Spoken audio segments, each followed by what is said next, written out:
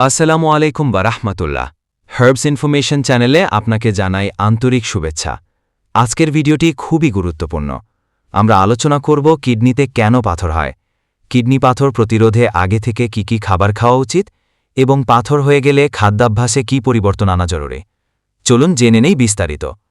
Brain. কিডনিতে পাথর হয় কেন? আমাদের কিডনি মূলত দেহের বর্জ্য ছেঁকে প্রস্রাবের মাধ্যমে শরীর থেকে বের করে দেয়। কিন্তু যখন ইউরিনের ভেতরে কিছু উপাদান যেমন ক্যালসিয়াম, অক্সালেট, ইউরিক অ্যাসিড বা সিস্টিন অতিরিক্ত পরিমাণে জমে যায় এবং যথেষ্ট পানি না পান করার কারণে তারা দ্রবীভূত না হয়ে জমাট বেঁধে যায়, তখনই তৈরি হয় কিডনি স্টোন বা পাথর। কিডনিতে পাথর হওয়ার কারণ: ১. পর্যাপ্ত পানি না পান করা, অতিরিক্ত লবণ গ্রহণ, অতিরিক্ত প্রোটিন বিশেষ করে প্রাণীজ প্রোটিন খাওয়া, অক্সালেট সমৃদ্ধ খাবার অতিরিক্ত খাওয়া যেমন পালং শাক, চা, বাদাম, চকলেট, ইউরিক অ্যাসিড ও ক্যালসিয়ামের ভারসাম্যহীনতা, বংশগত বা জেনেটিক সমস্যা, ইউরিনারি ইনফেকশন বারবার হওয়া। প্রতিদিন অন্তত ৩-৪ লিটার পানি পান করতে হবে। পানি ইউরিনকে পাতলা করে দেয়, ফলে খনিজ পদার্থ জমাট বাঁধতে পারে না। লেবু রস।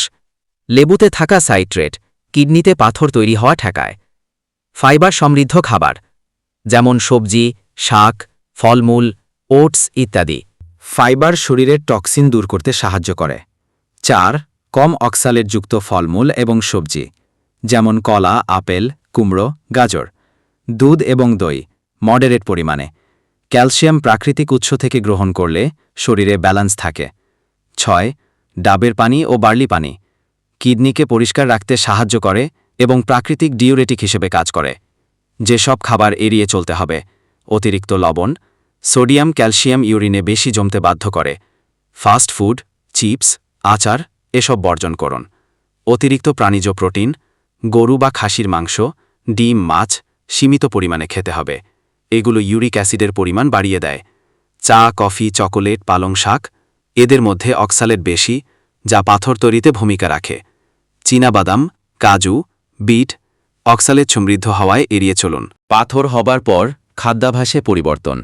কিডনিতে একবার পাথর হলে শুধু অপারেশন করলেই হয় না, জীবনযাপনে এবং খাবারে স্থায়ী পরিবর্তন না আনলে আবার পাথর হবার সম্ভাবনা থাকে। তাই করণীয়: পর্যাপ্ত পানি পান। দিনে ৮ থেকে ১২ গ্লাস পানি নিয়ম করে খেতে হবে। গরমে বা ব্যায়াম করলে পানির পরিমাণ আরও বাড়াতে হবে। লেবু ও ডাবের পানি। লেবু শরবত দিনে ১-২ বার খাওয়া ভালো, চিনি ছাড়া। ডাবের পানি ডাইউরেটিক হিসাবে কাজ করে। ৩. খাদ্যে লবণ কমান। রান্নায় লবণ কম ব্যবহার করুন। প্রক্রিয়াজাত খাবার একেবারে বন্ধ করুন। ৪. ক্যালসিয়াম খাওয়া।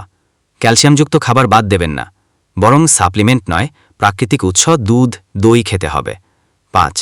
প্রোটিন নিয়ন্ত্রণ। প্রতিদিন ৫০ থেকে ৬০ গ্রাম প্রোটিনই যথেষ্ট, ডাক্তারের পরামর্শ অনুযায়ী। রোগী অনুযায়ী কাস্টম খাদ্য তালিকা। রোগীর অবস্থা, করণীয়: ইউরিক অ্যাসিড বেশি, প্রাণীজ প্রোটিন কমান, পানি বাড়ান। ক্যালসিয়াম পাথর, অক্সালেট খাবার কমান, ক্যালসিয়াম সঠিক পরিমাণে নিন।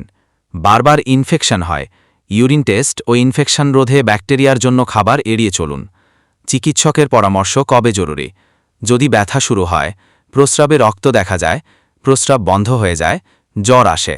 ঘরোয়া কিছু হার্বাল উপায়: পাথরকুচি পাতা প্রতিদিন সকালে ২টি করে পাতা চিবিয়ে খাওয়া অনেক সময় কিডনি পাথর গলাতে সাহায্য করে। গোখরু শাক বা ফুলের পানি কিডনি পরিষ্কারে সহায়ক হতে পারে।